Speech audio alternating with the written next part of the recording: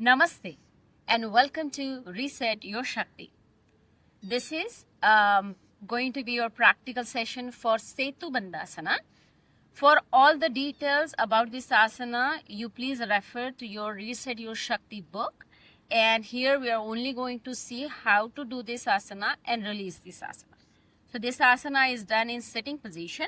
So from here, or you can also start in supine position. So basically, you're going to lie down on your back.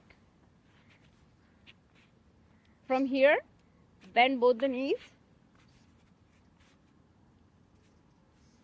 and hold your ankles.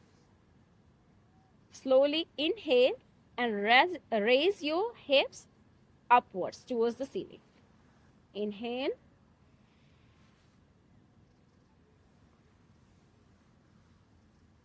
If you're comfortable, you can keep your palms next to your feet. Keep inhaling. Find your comfort and hold as much as possible. Breathe normal. Find your center. Slowly to release. Exhale. Bring the hips down. Straighten your legs. And bring yourself in sitting position. So this is your Setu Bandhasana. Namo Shakti and happy practicing.